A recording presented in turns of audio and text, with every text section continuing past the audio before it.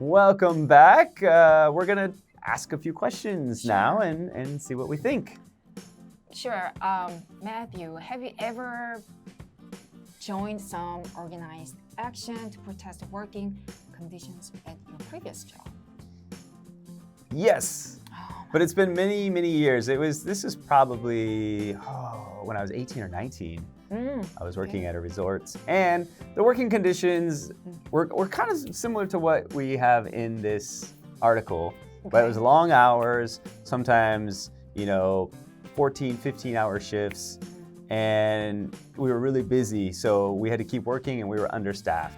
So a lot of us were not happy. And then one of my friends that I was working with, he was fired for a very small thing.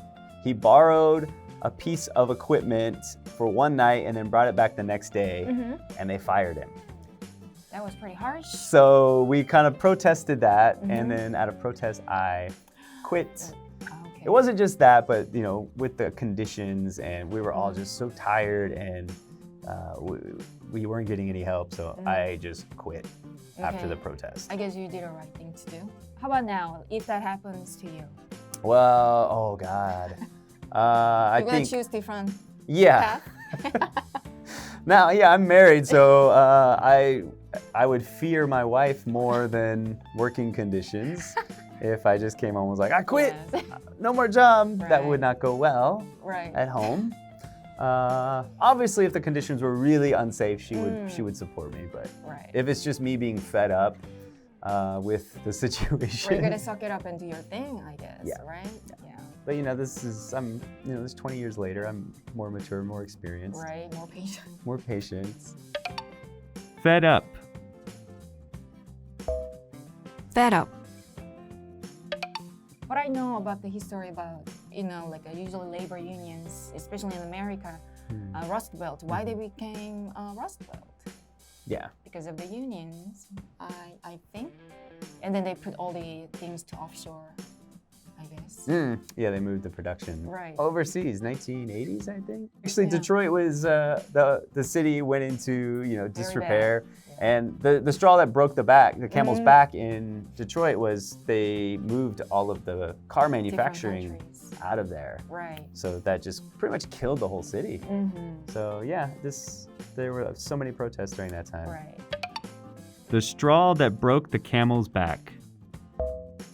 The straw that broke the camel's back.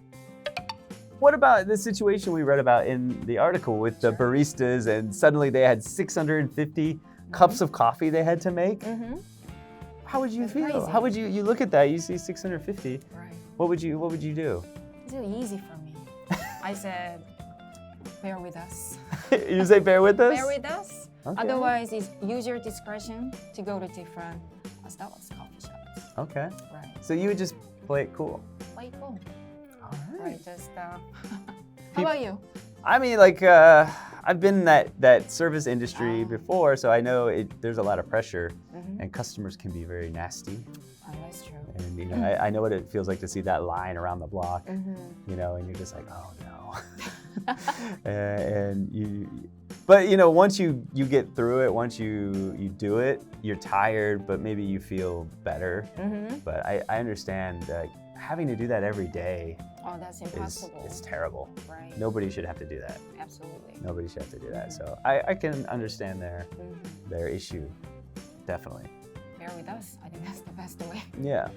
I mean, there's some better ways. I think Starbucks can handle all of these limited edition,